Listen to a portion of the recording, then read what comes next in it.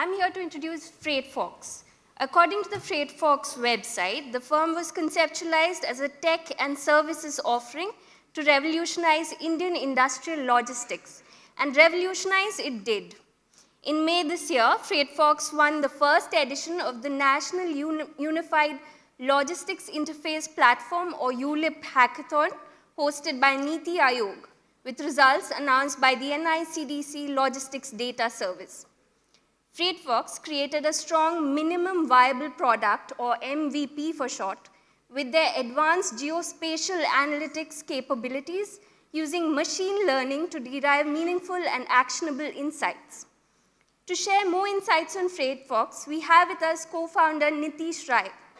With over 10 years of experience in the manufacturing domain, he has held roles in Kirloskar, Thermax, and Fortum. Please join me in welcoming Nitish Rai from FreightFox.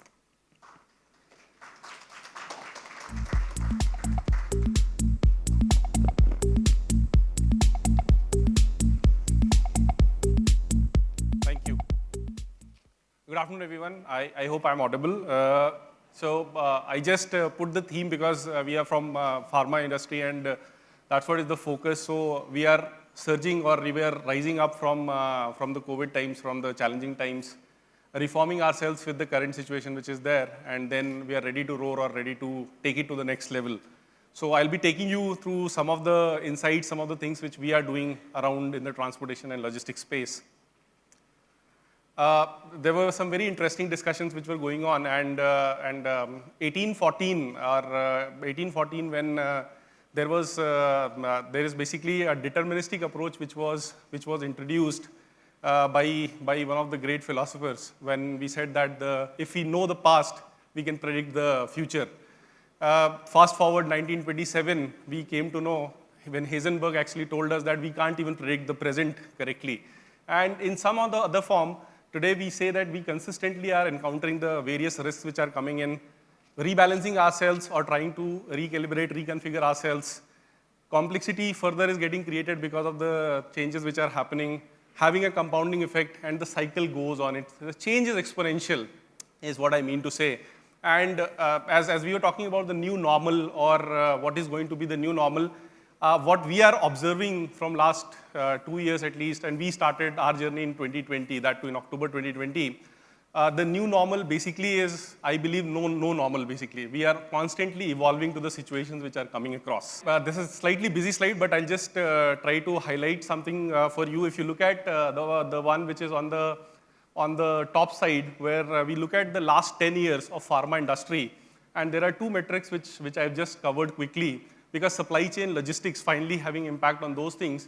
If you look at those, the return on capital employed for pharma industry, and this is basically top 4 companies by market capitalization, listed companies. And if you look at the COGS to revenue ratio, how it has varied over a period of 10 years, we'll observe, and I've compared it with 2 other industries, which is FMCG and textile. We certainly see that the pharma industry is constantly going through these kind of challenges. And someone also pointed out during the conversation that this year is going to be even tougher as we are talking, which is also shown by the constant trends which we are seeing. So we have to do something. We all are doing something, but that is basically all the industries have gone through cycles, but there is something very strange about pharma industry where the pressures are more than other industries for sure.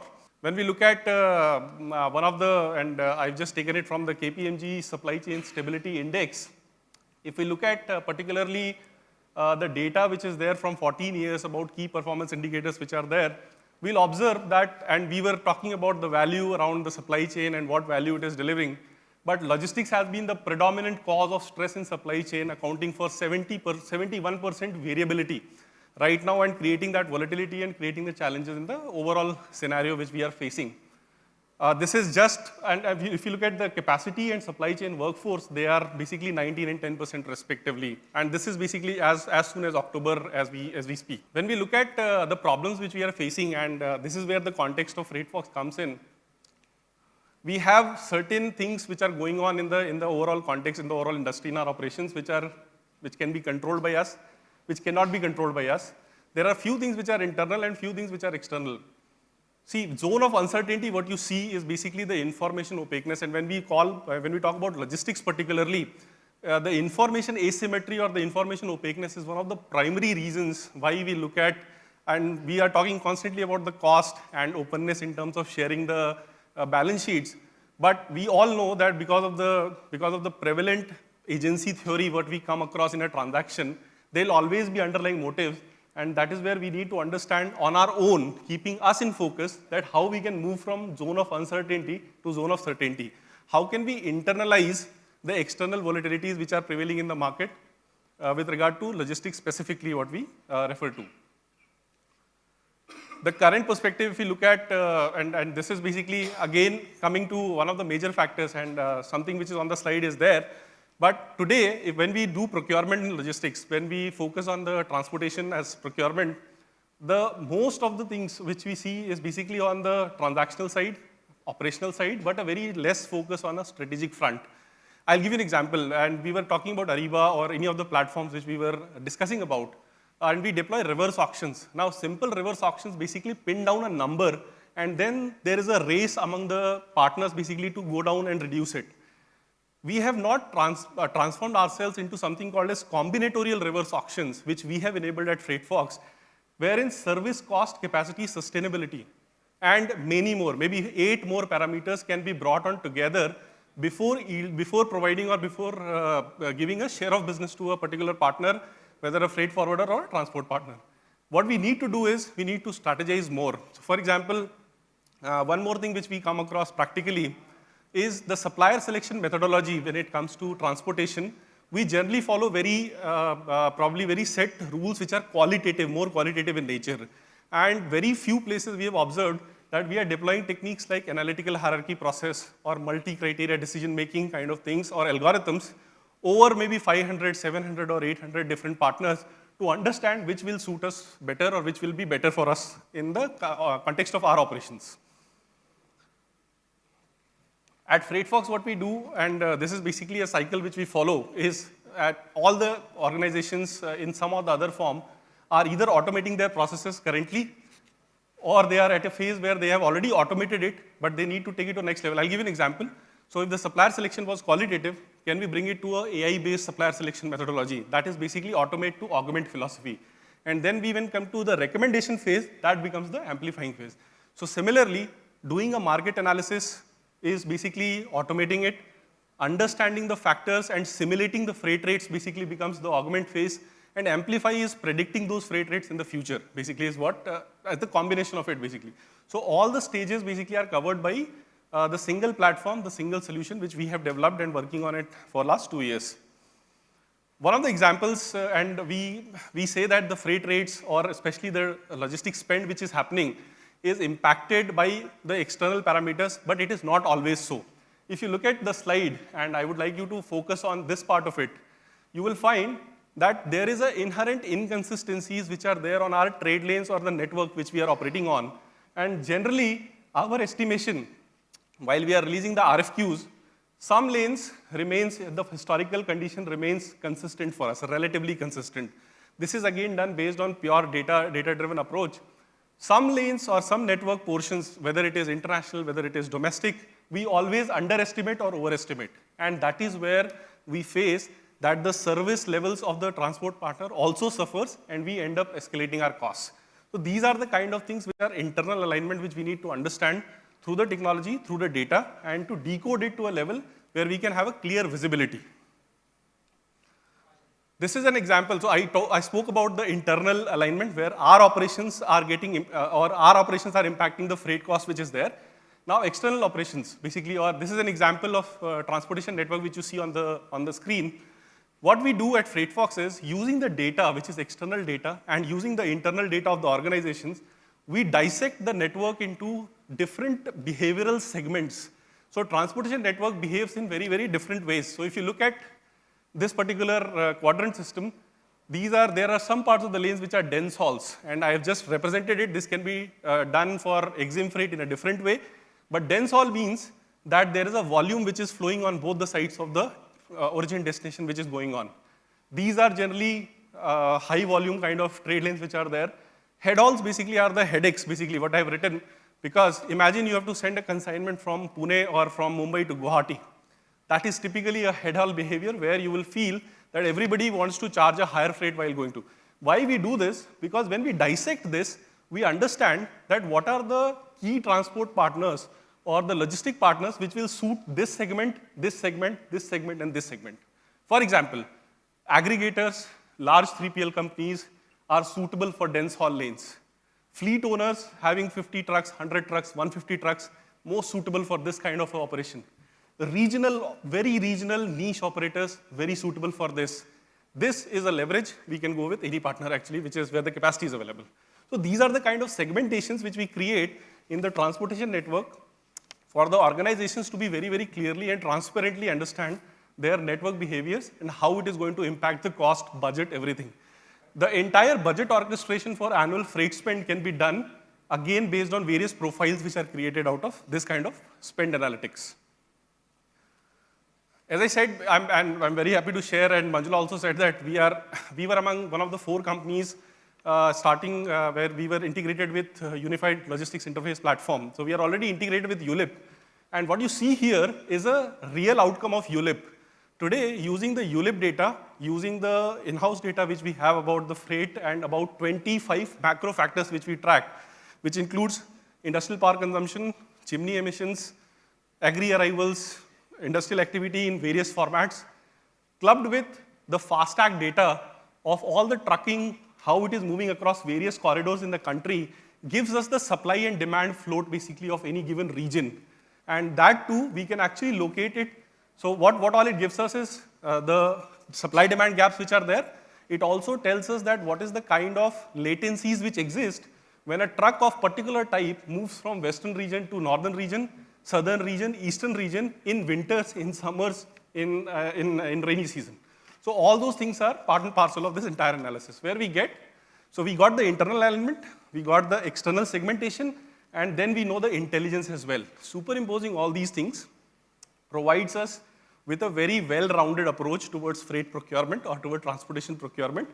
Again, various frameworks are deployed, network analysis is done on the platform itself to achieve this. This is again a visibility, and you all know GPS-based visibility is already there. What I'm going to talk more about is when it is a market-based vehicle where we do not have any means of, either we integrate the GPS of multi-brands which are there, but India has got more than 150 brands of GPS which are being used by transport partners. What we have done along with ULIP again here is with the partnership with government, we have created a very specific algorithm of triangulating SIM card-based data with FASTag-based data. Every truck in India, generally which is running on national highway network, passes through a toll plaza in about 3.5 hours, typically. And we triangulate that data with synthetic data generation to give you a probable location, even when there is no physical device which is available there. I'll just skip through this. I'll come to, lower the sound, sorry, So this is basically what you see based on all the realities of supply, demand, what the profiling I said. The trucking cost simulator basically, and this is an example, this can be run for reefers, this can be done for normal trucks, open trucks, large trucks, whatever we want, to understand how the cost variations are going to play when our behavior changes, whether it is related to detention, whether it is related to latency, how the simulations basically behave when there is a freight rate which is changing based on the environmental conditions which are there. We can derive the utility functions from here, we can see the risk elements here, we can orchestrate our budget risk basically, or freight budget spends also based on these kind of analysis. Coming to one more very important piece which I wanted to quickly touch upon is sustainability element basically, scope 3. Scope 3 emissions are one of the puzzles which is very difficult to solve because of the unavailability of right data, right approaches which are there.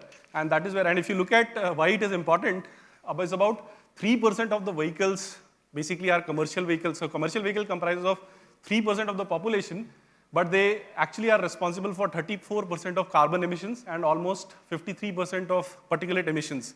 And that is why at FreightFox, and I'll just quickly skip through this, but this is available, there's a yes-no score which is there, and this is much more elaborate questionnaire to understand how well we understand, how closely or how granular, at what granularity we understand our emissions and our network operations basically.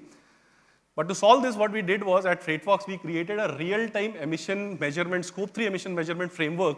It is actually in line with GLEC framework, which is Global Logistic Emission Council framework, to understand all the network which you are catering to and what are the instantaneous emissions which are happening in that network, what are the Bharat stage 2, 3, 4 or 6 vehicles you are placing there, what are the age of vehicles which you are placing there, all of that in the real time is done based on SAP or ERP integrations which are there. And again, superimposing with the data which is on the platform itself. Again, a little busy slide, but just to give you an example, if you look at, there are 3 examples of how the emission spread basically varies when we are working with different kind of trucks. So for example, if you look at the middle one, where the Bharat stage 2 trucks and 16 to 20-year-old trucks are higher, you will see a very large emission spread which is coming in, and therefore per capita product is creating a larger footprint while delivering that particular thing.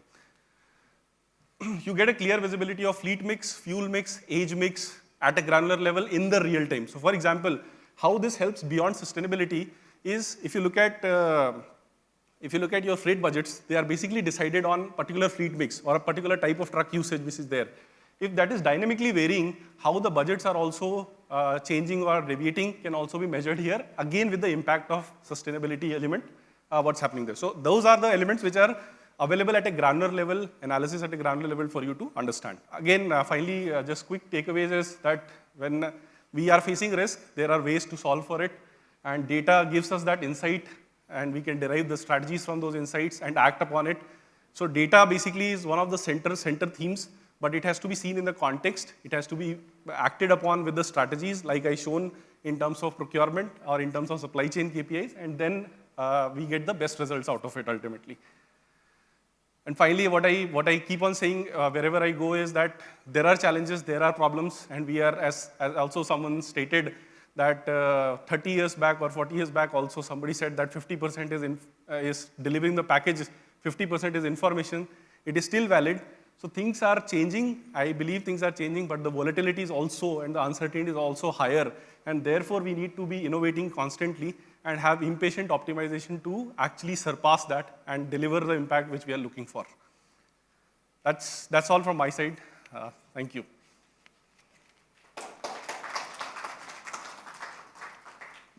Thank you, Nitish. I'd like to open it down to the audience. Any questions? Okay, if there are no questions, I'd like to ask you, Nitish, in March this year, you collaborated with Yale University researchers to develop an index-based pricing model to facilitate dynamic transportation decisions. Can you elaborate on this? Yeah, so this is again some few discussions which were happening here only that we can fix certain component of the cost for a year and we can keep certain things variable. So with Yale University, what we collaborated with is to develop a responsive freight contract for India, a contract which can move with the market movement basically. So we are taking, using the data, using the current volatilities which are there in order to predict that how the freight is going to behave and then embedding into contract. So not just as a static fuel adjustment, but as a dynamic supply demand plus fuel adjustment which can happen to the contract, and the contract itself can respond. So along the time axis, the contract is not a straight line, but it's moving along with the market. Right. So that's the collaboration, that's the development we are doing with Yale. Nitish, I have a question. It may sound quite silly. I've been following FreightFox for some time. What is the significance of Fox in your company name? Why not? Of course, you couldn't have Tiger because there was already a It freight is there Tiger. already, yeah. Why did you not have maybe cheetah or a lion? So when we were looking for this name actually, and before this startup, I come from defense background and born and brought up all across the country and started a company called Black Trunk Logistics. Black Trunk is kala baksa jo fauji leke chalte hain. So Black Trunk Logistics delivering to the Faujis basically, Army, Air Force, Navy and paramilitary forces for about 2 years before getting into the technology domain. So when we were thinking about the name, the thought came that, okay, what is missing? That Tiger is there, cheetah could be there for speed and all. But we got, why we logged on to Fox, because Fox has a additional sense of sensing the magnetic field of the earth, which is not visible, which is not available in other senses.